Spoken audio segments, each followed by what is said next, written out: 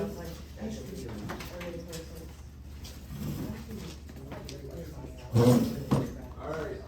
we're gonna get going here.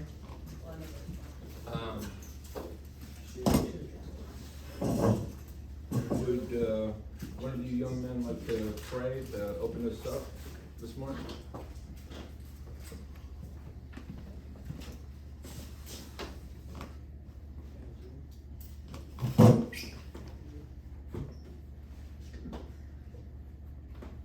Or young ladies, I'm restricted. Alright, then that means definitely you, but why don't you go, Cole? I'm good.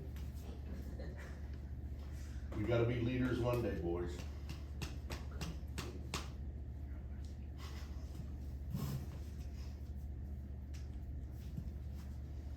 Got to like draw straws or something. Dear Lord, thank you for this time that we could spend together in your word this morning, and I pray that you will reveal to us your truths through both Bill's teaching and your word. I pray this in Jesus' name. Amen. Thank you. Alright, so I've got a little puzzle for you this morning. How should we stack these boxes so that each one has the most connection with the other box? What would you say? And you can come up here if you want to play with them. Or you can just call it out to me. The largest and smallest. Which is the largest? This one? Second. This one? Yes. Okay. How should I stack them? And that one? And this one?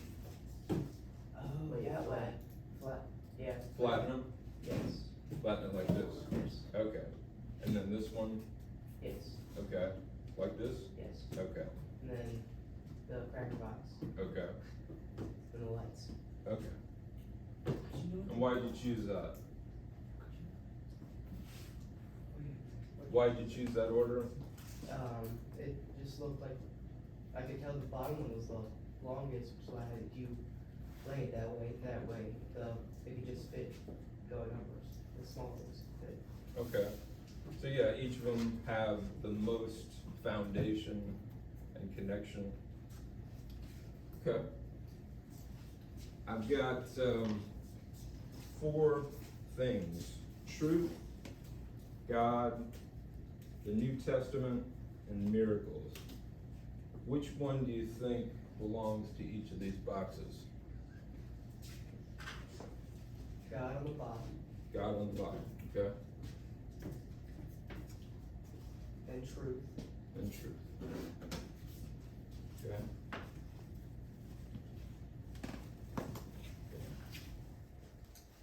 miracles next, Miracles, okay? then New Testament.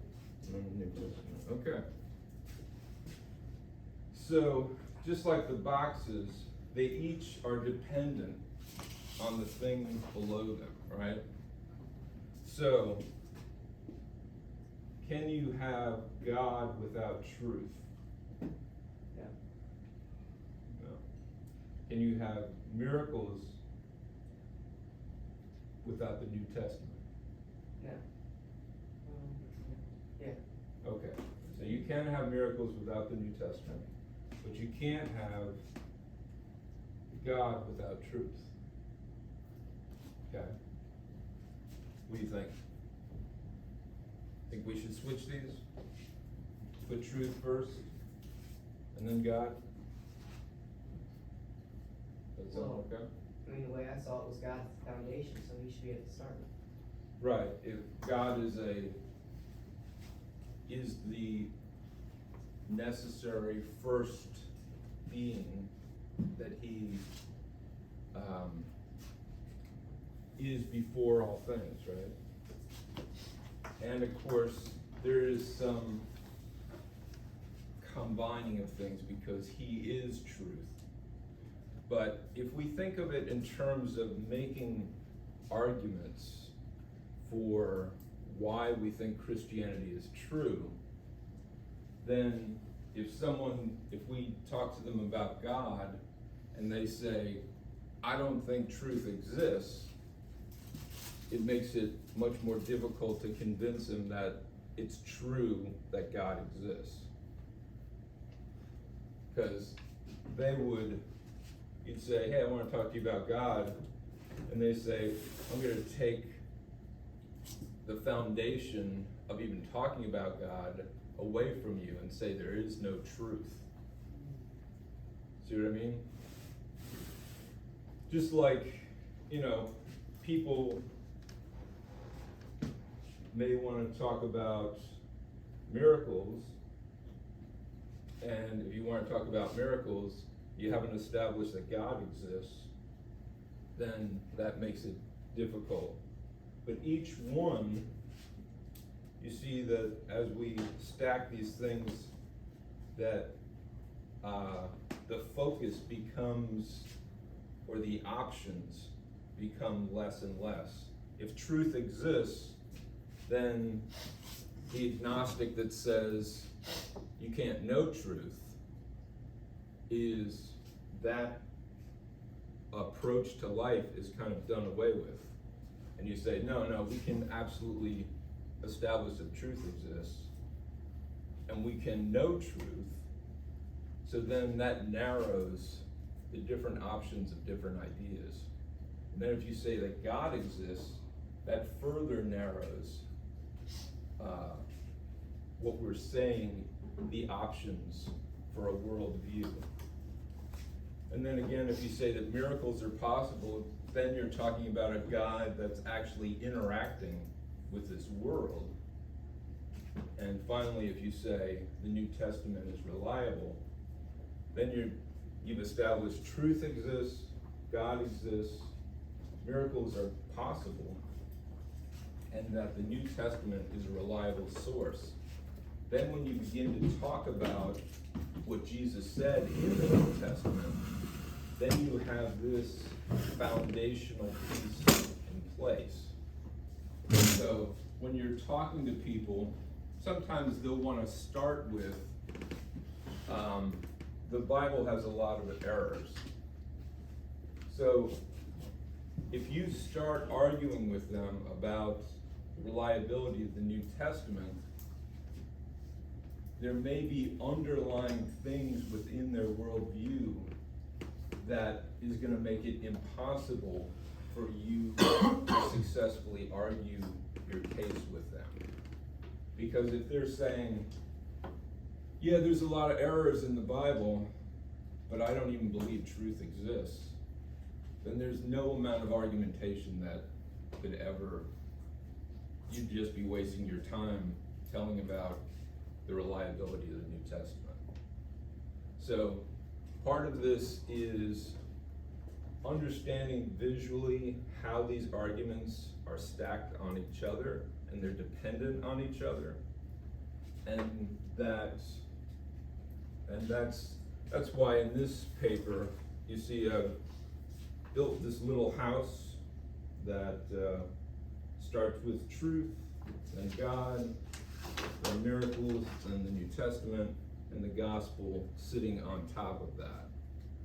So when you're talking to somebody, even if they want to start with the Bible, it's always a good idea to say to them, do you think truth exists? Do you think God exists? And go through this step by step to see where you are with them. It's kind of like a doctor diagnosing a patient. So you're talking to somebody, you don't know where they are, and they just come up to you and they want to tell you something they think or feel, then this is a standard way that you can go through and begin to diagnose where that person is. And even if they want to talk about the Bible, they want to talk about Jesus, they want to talk about other things, you go through this process, just like every time you go to the doctor, he checks your heart rate,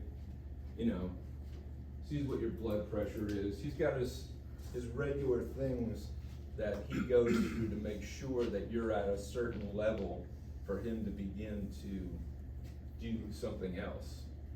And these are the same kinds of things that we can do when we're interacting with people. And this is even when we have doubts ourselves. And apologetics isn't just for telling somebody else, it's also for confirming to ourselves that this is true. Why do we believe this? Because to live the Christian life is difficult. And the more serious you get about it, the more difficult it becomes. So at some point, you start to wonder, why am I sacrificing for this thing if I'm not really sure it's true?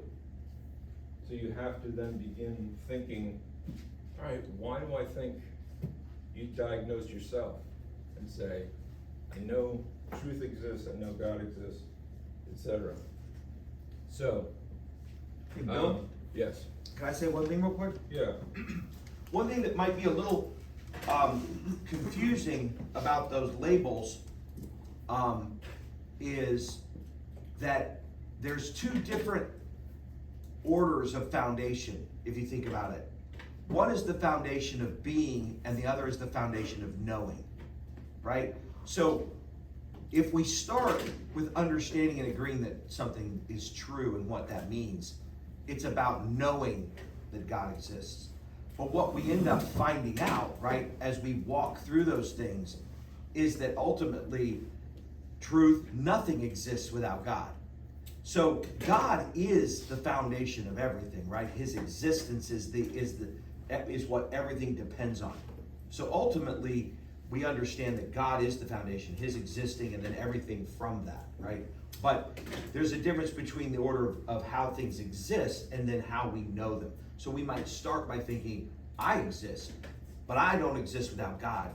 And so it's sort of like working through these things that you agree that there's truth, and then you build, and then what you find and discover is that I can't even talk about truth. I can't even think about those things without the existence of this God. And so then we kind of, one is which way we reason to it, and one is which way it exists in reality. If that makes sense. Right. Knowing versus being. Right. Nothing exists without God. He is the necessary first cause of all things. He is the greatest conceivable being, and truth is a part of his being. So we're not talking existentially or from existence, but we're talking about from the arguments or the truths of apologetics, of how we get to that Christian viewpoint of existence, is stepping through these things. Because when we get to, as you go up, you realize, as you read the scripture, you understand about God, and then, of course, as Mr. Hood said, it changes how you view the primary way that things came into being. But this is just an example or a demonstration of the logical arguments and how they are built and rely on each other. So this page right here, as I said, I put it together like a little house that you build from the ground up, because when you start talking about the gospel, when you talk about Jesus, people will start attacking each of these layers, right? You'll say, I want to talk about Jesus, and they'll say, I don't think God exists. And they just try and pull that whole foundation out from under you. So, understanding why we think these things are true, and building these arguments, and also saving yourself a lot of time when you're talking to people, diagnosing them and figuring out where they are, so that you can deal with the core issue that they have.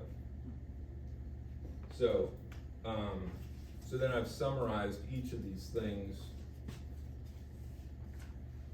this first one, truth exists, and the way we know truth exists is dependent on logic.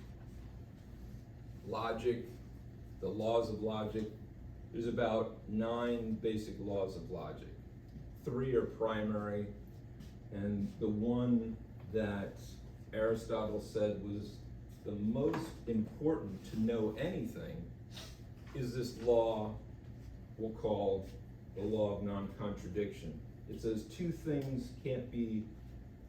two opposite ideas can't both be true at the same time in the same way. And logic, it forces you to make decisions, because there are many Eastern religions that will tell you 2 opposite things can both be true at the same time. It's really when you begin to say, no, if this is opposite of that, they can't both fit together. If you think they do, it leads to a lot of confusion, and that's what has hampered many nations and peoples. And even today, people want to believe that opposite things can both be true because they don't want to choose, or they don't want to condemn one group or another. They feel like that's wrong, and they think that the way to get along is just say everything is true. But that way, it leads into trouble. You can never find truth if you are going to say everything is true, because you can say truth exists and truth doesn't exist. So that law is the basis of what Mr. Hood talks about when he says, if you flip it, does it trip it? Like, when someone says there is no truth, they're making a statement. In English, it's a declarative statement. And a declarative statement is a statement where you're telling something that's a fact. You're making a statement that something is a fact. And a fact is something that's true. So when you say there is no truth, you're saying it's true that there is no truth. And you see the contradiction there. And that's how you see that it trips it up. When you see that the intention of the person making the statement, there is no truth, is to tell you something true and doesn't even realize that they are making a statement that's self-defeating. It contradicts itself. And it takes time and thought to expose these things. And I've got a list of other things here. There is no truth. Ask the question, is that true? There's no absolute truth. Is that absolutely true? All truth is relative. Is that a relative truth? So as you begin to learn how to use the law of non-contradiction, you can start to see how people are getting confused, and their ideas are leading them to conclusions that are not true. You may hear somebody speak and you're like, I know that's not right, and not be able to explain it to them. But once you start to learn about the laws of logic and learn how to use them, you can start to see it in the speech of other people. You're like, he just said something that contradicted itself. And you begin to be able to formulate ways to combat or answer the crazy things that people say. So that's the first thing. At the bottom there's references, it says. The first one is this booklet. I've got two sections, one on logic, one on truth. Also, the Parkway Apologetics, session 3 with Mr. Hood. And if you look at the last page, I've put all of these sessions, I've videotaped them and put them on YouTube. If you put your phone up to these QR codes, it'll take you right to the video. So if you want to remind yourself what Mr. Hood said in that session, you can go right to that video, look it up. And that's the way I've got each of these laid out.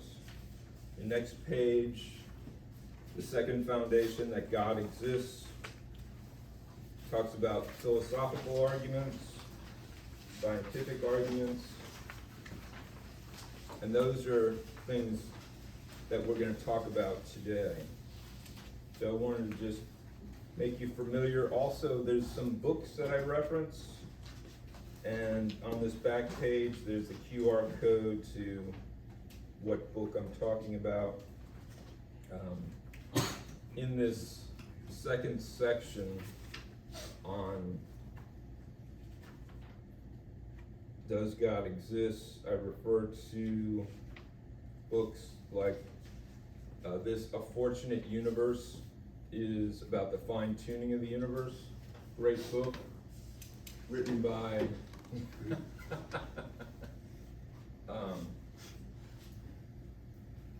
some people who have taken my advice and bought the book have understood that it's not an easy read, but it is incredibly informative, and you start to realize just how the precision of the way this universe is made is necessary for life to even exist on this planet. Like even the electric charge of quarks and electrons, the force of gravity, if it were any stronger, if it were any weaker. And this book is written by two physicists. One's an atheist and the other is a Christian, but they both agree on the fine-tuning. So it's not something that Christians are saying, hey, this is fine-tuned, and atheists are saying, no, it's not. It's something that they both agree on. The Christian says it was designed like this by God. The atheist says it's just a result of the multiverse. So the atheist is looking to something outside of the universe, like a universe generator that's generated an infinite number of universes, and that's the way that they get around the probability that this universe would be so perfect.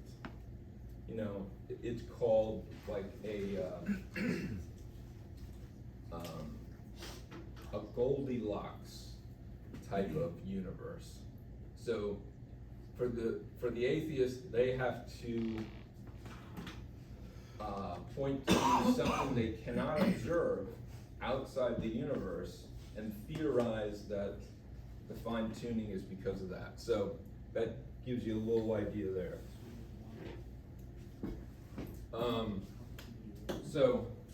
And that's theoretical, of course, too. Right. Where a lot of that book is actual facts that they agreed upon, so it is. You know. Right. And the atheist does point to certain observations in this universe that could give evidence of a multiverse. So he does draw in some things, but even many atheists think the idea of a multiverse is something that's collapsing. so speculative that they don't take it seriously. And if you guys watch Marvel and watch the Loki series, it's the TVA. Like that's what that generator is.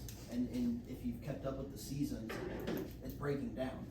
You know, and so that's what that is that generator is the TVA. I don't know if anybody watches the Loki series or not, but Well, That's a good point, is that in popular culture, the idea of a multiverse is out there in comic books, right? And lots of other movies and media.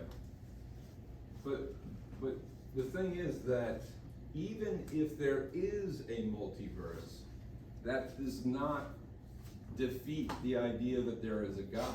Right. If there is a multiverse, that means that there's this other world that operates based on laws of logic, or laws of physical laws, and you still need an explanation for why it operates the way it does. So you just push the can down the road.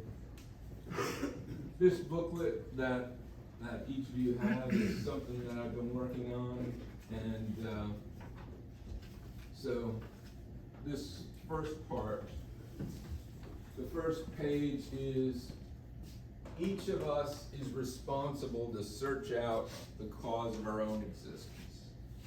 So it's not somebody else's responsibility to figure this out for you. It's not your parents' job, it's not your teacher's job, it's not your pastor's job, because even if they all fail you and don't tell you the right information, if you don't figure this out for yourself, you're the one that suffers.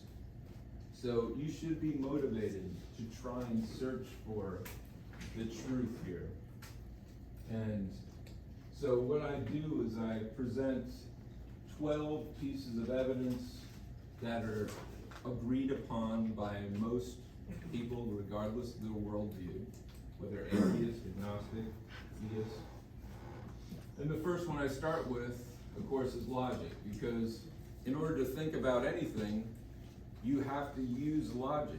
If you don't use logic, if your conclusions don't line up with the laws of logic, that means that whatever your conclusion is, whatever you decide, won't be true. So learning about the laws of logic is important for your own thinking. But the thing is about these laws of logic is that we didn't invent them. It's something we discovered. Just like adventurers discovered different continents, or going out in space and discovering things. They didn't invent the moon or Mars or any of the planets. They discovered them. They learned to understand them. Likewise, there is these things called the laws of logic, and they have always existed. They are eternal, and they're not made of matter or energy. So as soon as you begin trying to understand the world, you look at the laws of logic and you see something that gives evidence of this spiritual realm. It's not made of quarks or electrons. It's something that transcends the physical.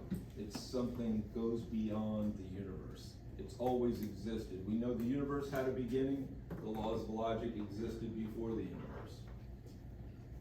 And so this is, and I talk about,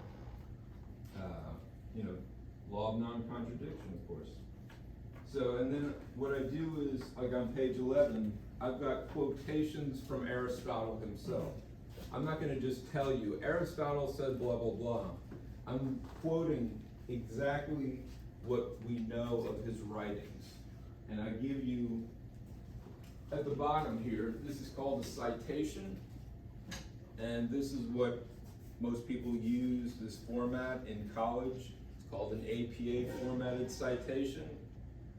It's Aristotle's Metaphysics, and these quotes are directly from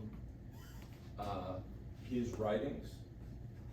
And then I also put in things, QR codes to videos or that talk about the subjects.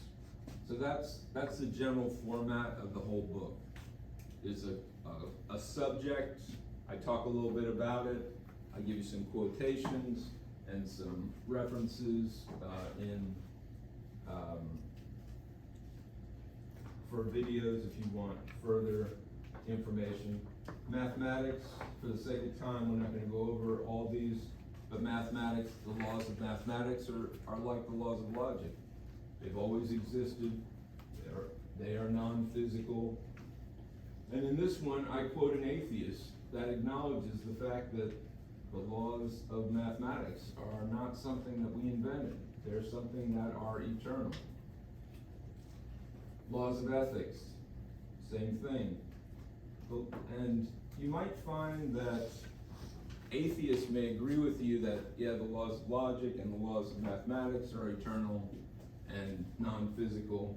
But once you get to the laws of ethics or morality, that's when they don't want to agree with you, because if there are laws of morality that always existed that we have to answer to, that means that they have to change their behavior, and they don't want to change their behavior. One of the motivations of atheism is to avoid being to answer to anybody. So, here I quote Plato. So, Socrates, Plato, and Aristotle were the greatest of the Greek philosophers.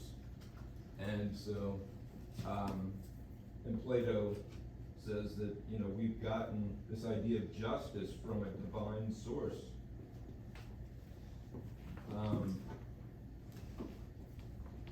This area of knowledge, you guys have heard of philosophy, but philosophy has certain things. Philosophy is kind of an umbrella, and underneath it are different things to study. So logic is one of those things within philosophy.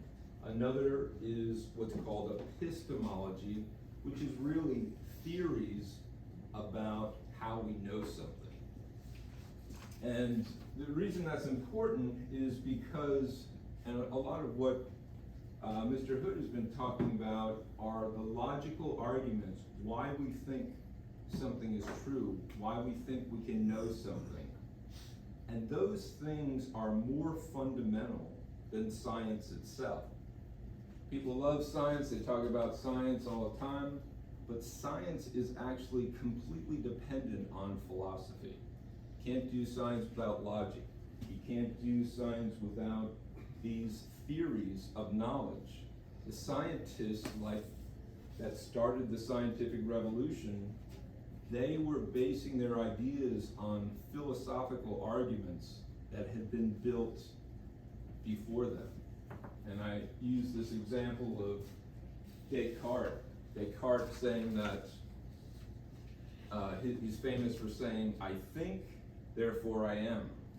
He's like, I don't know if the exterior world is real. I don't even know if my body is real, but I know that I'm thinking. And if I'm thinking, I must exist. And that's part of the, what he builds his argument for God. That's like the starting place. So you guys may think, well, I can think whatever I want. Science is fantastic, but there are all these underlying things that make science possible that is about logic and thinking. And one of the things is that all these logical arguments, they are not physical either. The ideas in your mind, the arguments that people construct, these aren't physical things. You don't build them with hammer and nails, They are purely spiritual. And so the laws of logic and mathematics and ethics are all spiritual things. The arguments that we construct to verify that we can know something are all spiritual things. We've already gone over truth. And so then we get to science. And so science itself it relies, as I said, on these arguments.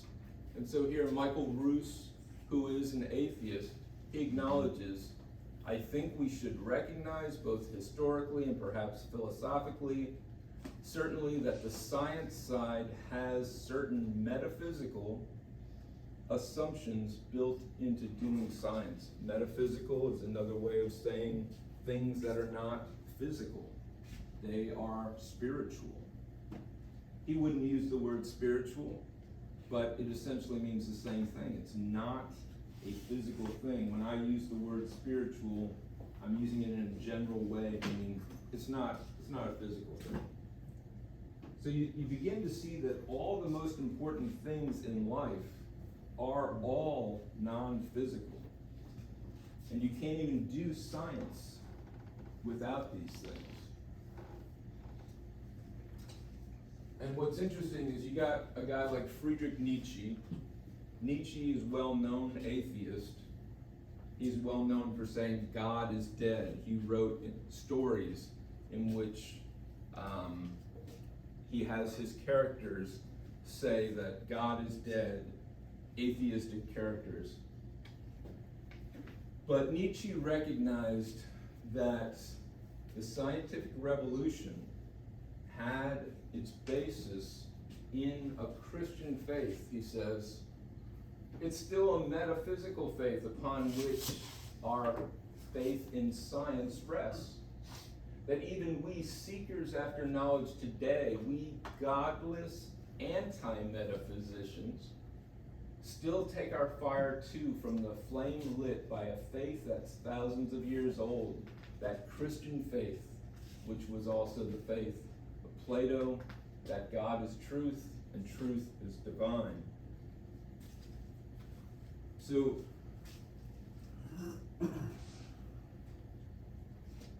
these are just things to understand. The reason that I'm quoting atheists is because they got no bias toward me. In fact, they are against my position. But wherever they agree with me on the arguments that I'm making, I want to point that out because atheists tend to be so skeptical of Christian books. And Christian books, many Christian books, are not very well done. And they make leaps that are not justified. So these 12 pieces of evidence that I'm laying out is like a forensic argument. Just like, you watch some of these cop shows where they go to a crime scene and they collect the evidence. Then they try and figure out what makes the best sense of all of these items. That's what I'm doing here. I'm saying, look at the evidence of these laws of logic and ethics and mathematics, these theories of knowledge. All of this stuff is non-physical. And then you begin to look at what is the impact of Christianity on these things. Now, somebody like Isaac Newton, you may know him, for discovering the laws of gravity, but he also is a co-discoverer of calculus. So he's like a super physicist and a super mathematician, and also a Christian. He says, does it not appear from phenomena, the physical universe, that there is a being incorporeal, that doesn't have a body, living, intelligent, omnipresent? Kepler, so Newton and Kepler began what we call the scientific revolution. In the 16th and 17th centuries, this thing happened that we call the scientific revolution, where science exploded. And Kepler is one of those leaders, the father of modern astronomy.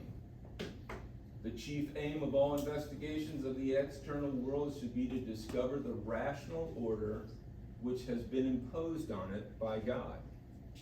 So they were coming at their work from a Christian point of view.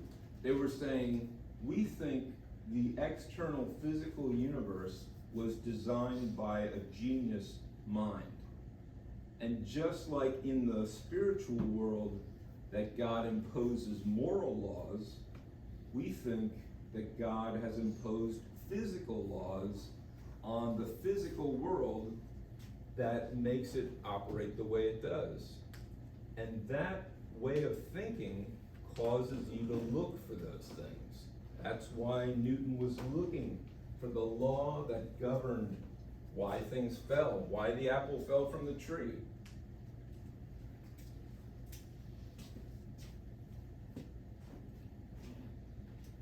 And here, Bertrand Russell, another atheist, well-known mathematician, he admits that the argument from design, the argument that says, hey, I see something that looks designed, it probably has a designer.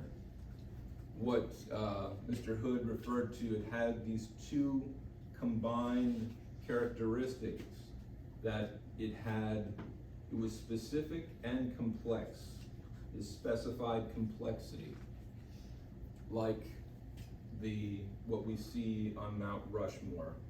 We know it's not just wind and erosion that caused the faces of American presidents to be carved into that stone.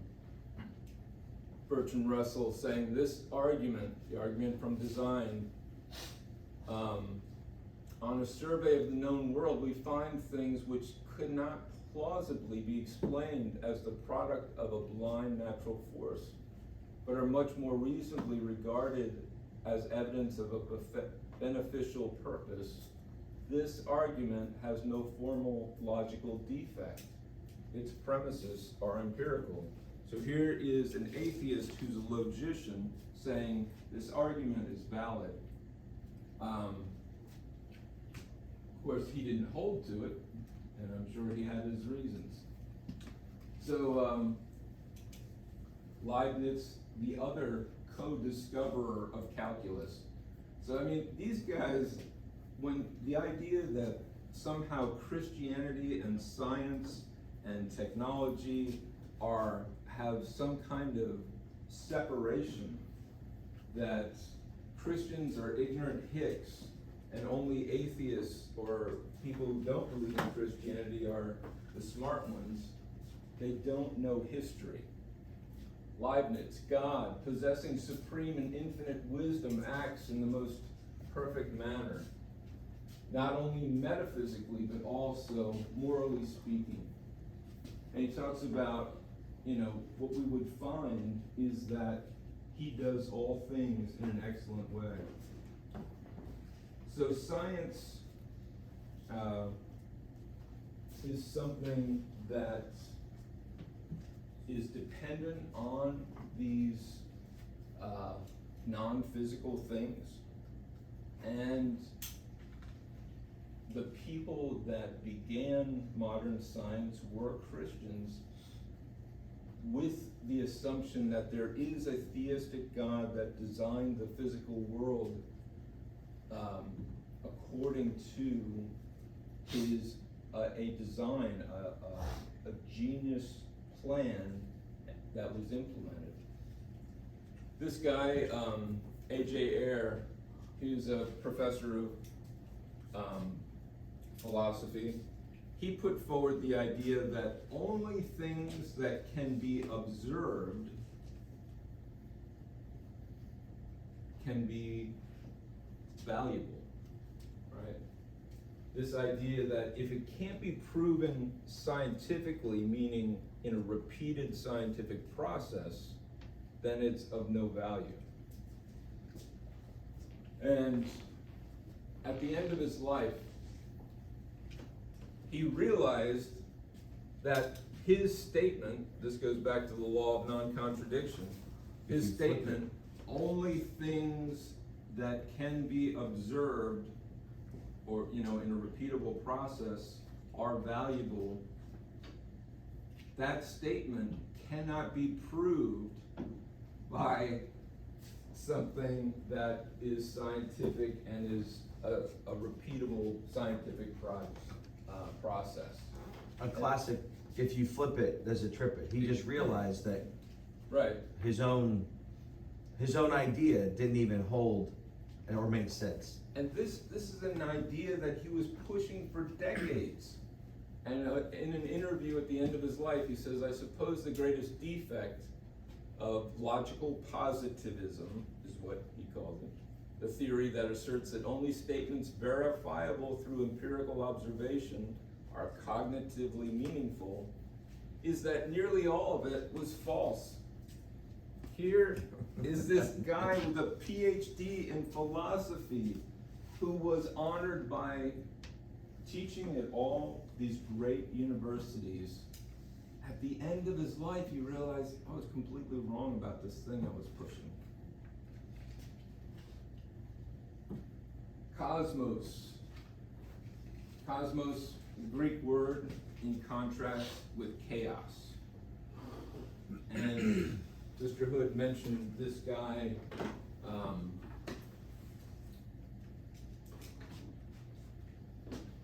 what's his name? Had the TV show. Oh, Carl Sagan. Carl Sagan. Carl Sagan, he named his TV show Cosmos, and it was about the universe. He is not a believer. He would not say that he was an atheist, but he lived like one. And cosmos means an orderly, harmonious, systematic. It is something that is designed to go together. And so Sagan says, cosmos is rich beyond measure, elegant, exquisite interrelationships, and subtle machinery of awe. So here's a guy who doesn't believe in God looking at the universe saying, it's amazing.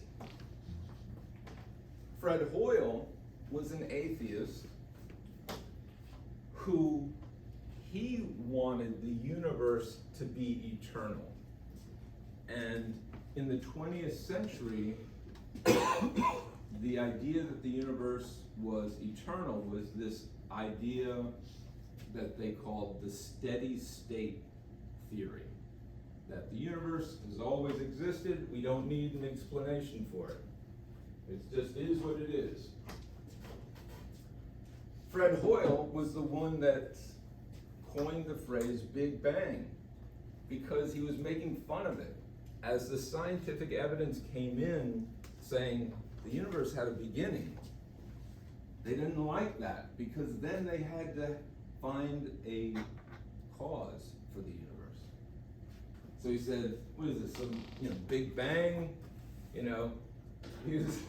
He fought it and fought it, even as the scientific evidence was mounting. But in his investigations, he came to realize that the carbon atom is so special for life, but he found that the circumstances in which the carbon atom forms required a special, what is called a resonance, and is still named after him, the Hoyle resonance, that he discovered that these other molecules must have this situation that carbon shouldn't be able to form the way it does, but it is a special circumstance that he discovered.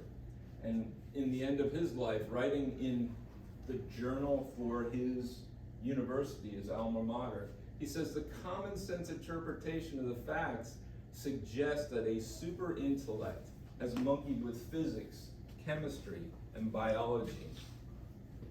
So he came to a place that was almost like a deistic point of view.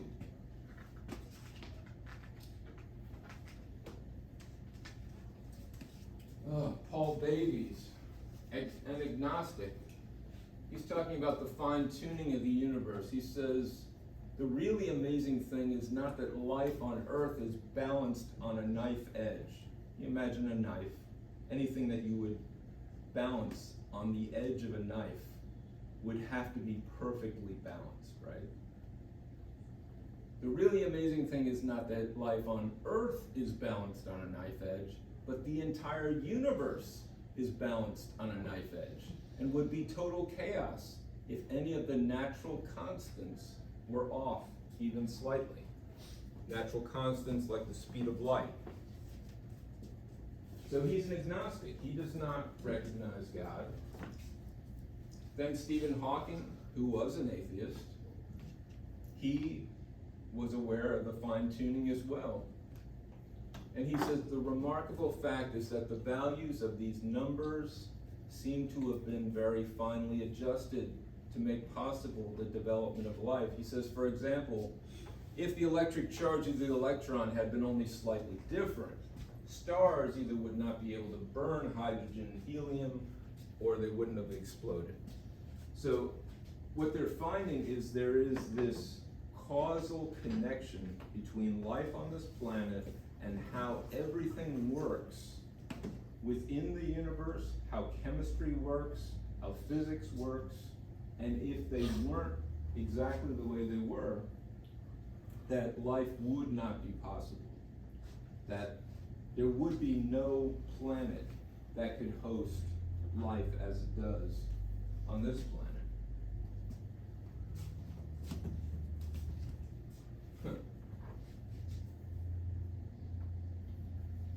Richard Dawkins is one of the most well-known atheists in the world. He has been on a crusade to push atheism for about 20 years.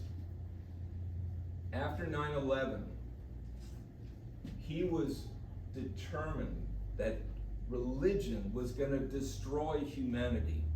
And so he wanted to destroy religion. And he's been fighting against it. But in a debate with a mathematician from Oxford University named John Lennox, he admitted, you could possibly persuade me there's some kind of creative force in the universe.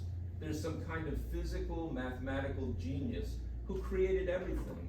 The expanding universe, devised quantum theory, relativity, and all that. You could possibly persuade me of that. He's talking about a deistic God. And I'm not going to go through the rest of these for the sake of time, but you get the idea. The whole point is to give you each of these pieces of information, and this is boiled down from hundreds and hundreds of different books on apologetics and science, and collected together in this one place. So this last part that we're going to talk about today, information, is about life on this planet. Understand that everything that's alive on this planet operates based on information and information processing. Like your cell, every cell of your body is more complex than your cell phone. Every cell of your body operates like a computer-aided manufacturing plant. You ever see one of those Amazon warehouses? That's the way your cells operate. Chris McKay talking about how life happens so fast on Earth that they think that he's like, they're speculating it came from somewhere else because it could not have possibly developed here. Again, Richard Dawkins, his PhD's in zoology, but he writes, the machine code of the genes is uncannily computer-like. Apart from differences in jargon, the pages of a molecular biology journal could be interchanged with those of a computer engineering journal. So your biology, your DNA is a 3 billion character digital code. And your cells operate in this incredibly sophisticated computer-like way. Your DNA is a digital computer code, or computer-like code. He says genes are pure information it can be encoded, recoded, decoded without any degradation of meaning. Pure information can be copied, and since it's digital information, the fidelity of the copying can be immense. DNA characters are copied with an accuracy that rivals anything modern engineers can do. And this is just the testimony of atheists. I do include Francis Collins. Francis Collins is a Virginian, his undergrad at UVA, PhD in chemistry from Yale. Then he got tired of chemistry. He got an MD from UNC Chapel Hill. And then he became the director of the Human Genome Project that mapped out the DNA molecule, and eventually became the director of the National Institutes of Health. But he writes, the God of the Bible is also the God of the genome. He can be worshipped in the cathedral or the laboratory. His creation is majestic, awesome, intricate, and beautiful. And he in his autobiography, he writes about how he moved away from atheism to Christianity. And it was actually C.S. Lewis's book, Mere Christianity, that had a big impact on him. Yes, sir. He was raised in the Shenandoah Valley, Was he? and he had, what, quote unquote, a Christian upbringing. And he wrote, that journey that you're talking about, he wrote a book called The Language of God, where he's talking about how the genome, he just couldn't deny it, and he began to re-explore it, and he came back to his faith. Yeah, he's a person who, there's different, within Christianity, there are people that have different views on how old the earth is. There's what we call young earth and what we call old earth. There are people that believe that in what's called intelligent design. And then there's also people that believe in something called theistic evolution. And he is a person that believes in theistic evolution. And theistic evolution is the idea that God created the universe in such a perfect way, like the perfect pool shot, if you ever played pool, that that life would evolve on the planet. So I just want to make you aware that within Christianity, people who agree on the gospel, you're saved by faith, the divinity of Christ, all the basics of Christianity, have different ideas as far as how God created the world. And so that is most of what I have today. Do you have any questions before we end today?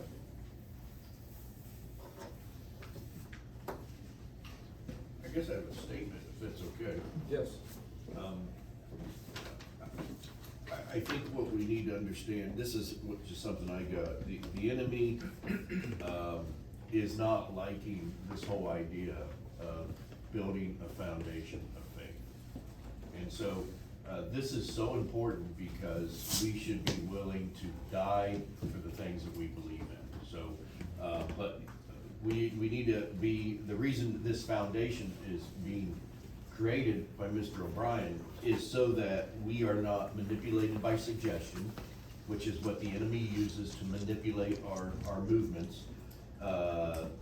Manipulation by the world around us, the lack of information, so we should never be ignorant. We should always know why we believe in Christ, and this is why we're here today. Acceptance, we should never be led just to be part of something. And then persecution, we should never be diverted due to persecution. So there's just different things that I was thinking. Once we have a foundation and we truly believe who we are, then that fight will come natural and this information. So I think that what I've found is that the more you investigate it, the more convinced you become of the truth of it. And it's kind of like, the more I study, sometimes I'll sit up and I'll be like, oh my gosh, this stuff is really true, you know? And you think, well, what was my faith before? I thought I believed it before, but now I believe it even more. So faith, there are layers to faith, and the more that you understand it, the more you understand God, the more you understand all that He's done, the more it will strengthen your faith and make you more determined to live to the truth of it and talk to other people about it. And I'll tell you that I challenge you to start the conversation with somebody. Do you know people that aren't Christians? Maybe even if it's one person. But if you start a conversation, see why they believe what they believe. And just kind of the first effort should be to understand them, collect information, and then begin to ask them if they want to know. Think about how you would respond to them. But I'm just going to tell you that it's only through the interaction with other people that you begin to get motivated to want to learn more. If it's just for yourself and you're satisfied, there's no motivation. But as you talk to other people and they give you objections, then you go, what's the answer to that? And you go back and you research it, you ask somebody. So I would encourage you to start conversations. Next week we're going to talk about human beings and the spiritual part of our being and the evidence for that. Bill, can I say one thing real quick? Yes. So just to keep in mind the you know what I think Bill and my goal for you guys is in all of this is kind of two parts, right? One, and it goes back to 1 Peter 3:15, be ready to answer, right? So the first thing we want to do is make sure that you're shored up in your thinking, because logic doesn't work on illogical people. So doesn't work with everybody. You can't have a conversation with everybody. But we want to make sure that your minds are guarded so that when you go away and you step out from the church, that you have the resources mentally to say, hey, wait a second, is that real? And to question things the right way. So to form you guys. And then the next is to give an answer, right? We want to build you one next step, which is your ability to be able to have conversations and to be able to walk through and help somebody else that may be there. And the only other thing I want to say, and Bill has brought this up a lot here today, and I just want you guys to this goes to being ready and being aware. One of the things that gets slipped in the back door that we can kind of be sucked into believing a lot, and you see it a lot with a lot of these things that we talked about with these atheists and science, and they all turn to this God that they have. And I call it the God of chance and time. So whatever they can't explain with anything else, they just say, well, it's chance and time. And so they sell us this as if, hey guys, well, if given enough chance and given enough time, anything can happen. Well, we should be able to ask, is that real, right? Just because you say logically something could be, I've never seen, given enough chance and time, that specified complexity happens. There's a lot of things that we just can't just grant them, because I don't know if you have an infinite amount of chance that you're ever going to produce some of these things. So I would deny that chance and time can do what they think it does, right? That I would say, and Bill would say, and what we've shown is that only a God can do these things. A chance and time can't account for existence. So don't let them just slip chance and time in. I think that's the one thing that I've seen kind of grab everybody. It's like, oh, well, multiverses and all of our design arguments, well, given enough chance and time. Well, don't just grant that. They have to prove that. And what I don't think they can do is I don't think they can prove that chance and time does anything, except unless they just go back to their circular argument. Well, this is the only thing we've ever seen. So just those things. Be ready and to give an answer. So, So when they call into question our stance, they require a burden of proof on us. Why can't we flip that and require a burden of Exactly. proof on them with That's the right. chance and time? And they can't do it. no, they can't prove it empirically. Science holds, empirical science proves out what we say far better than what it does theirs, right? I mean, So- they don't have anything. Yeah, so what everybody's talking about is great, right? But it doesn't mean anything to you until you have these conversations and you're like, oh yeah, that's how that works. So that's why I'm just encouraging you, just as Mr. Hood said, you prepare yourself and then you talk to others. And I'm saying that once you know something, as you engage, it will motivate you to learn more. And it'll just be like a process that, as you engage with somebody, they ask you a question, you figure it out, it'll strengthen your faith, then you go back. So it is a process of learning, and I encourage you to start as soon as possible. So who'd like to end us in prayer today?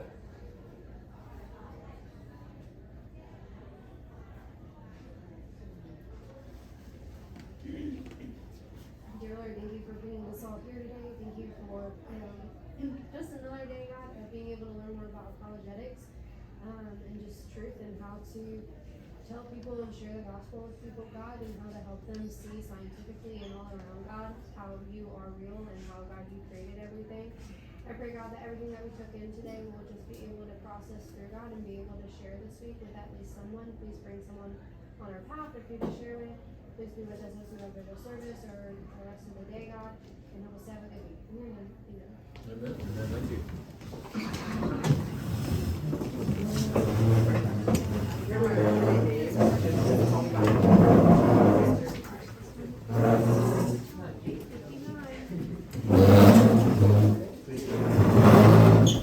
You found that useful? I wrote that. How's Rachel today? She's in the London weather. She's here this morning. And I brought her this morning, but I'm not gonna bring her to class. Yeah, you, Did you ever see the cartoon series on Connolly and Diamond? No, I haven't seen that one. Which side? It's a but some of it. I know what I think, Connolly and Diamond but I've never really like thought about it. 50s, 60s, supposedly from Ireland. So it's Connolly and Diamond, the Richard Dawkins. You do the whole discussion, but hilarious. I think through Christian history, there's been different theologians that have questioned, whether that means 7 days or not. And there's different Jewish rabbis who question it as well. What I know is that Yeah, that's funny. I'll look that up.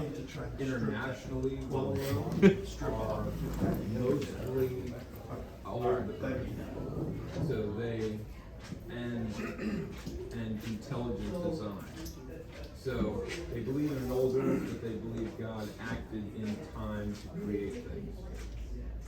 Fewer are the theistic evolution, and then of course there is the young earth group. So that's, to me, I don't feel like it's necessary to push any one of them. I just inform people of, I think the science, people feel overwhelming. Even Wayne Grudem, a theologian who's well known and respected within Southern Baptist circles, his latest version of his systematic theology, he starts by saying, I have moved from a young earth to an old earth position. So, I just always wondered, so if you mess with time at creation and you say, well, it could have been, 7 days, it's literal days, well, it could have been 7, to us, 1,000 years or whatever. Right.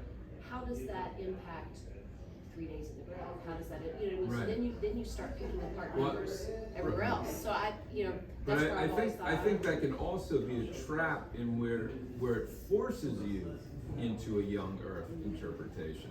Like, oh, if you don't interpret that literally, then the whole Bible is thrown out. And I think that, hey Dom. Do you need these? Yeah, but I didn't use them today. Thank okay. you very much. I'm a little late. No, thank you. I forgot.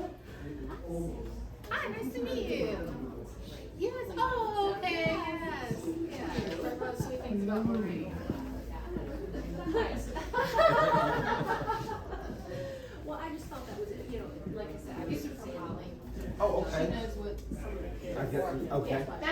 Right. And I didn't have like that conversation. Well, I think what it does is if you begin to equate Christianity with young earth interpretation, is that you tell the young people that unless you hold to a young earth interpretation, you can't be a Christian. And the people that are interested in science are going to say, well, I guess I can't be a Christian because I'm looking at all this science information. Well, there is evolutionary proof. Things do evolve and change. Well, but the thing is that you don't have to hold to a macro evolutionary view just to be an old earth person. So these things are separate. You can say, like the intelligent design people say, I think the earth is old, but I think God acted in time and said, okay, I'm gonna start, life now, I'm gonna start mankind now. So it doesn't lock you into just one thing.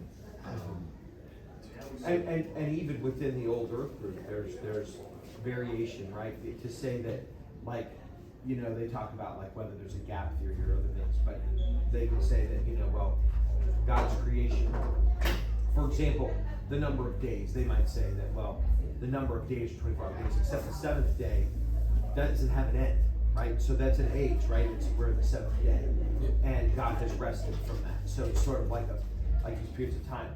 I think the actual age of those days, right, becomes hermeneutic, right? So not that you wouldn't have a position and say, well, I think what the Bible says, but it could be a form of interpretation.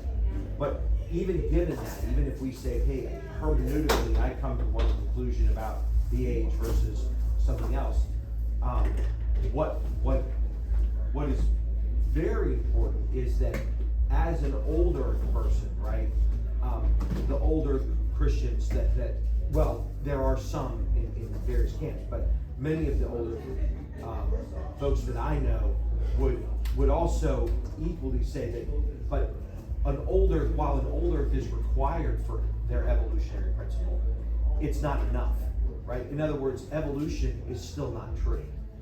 Macro, right? So they would still say that God has created. Oh, right. They wouldn't change that. So they might point to something like as simple as, well, like conversations I've had among like friends or even people in the seminary.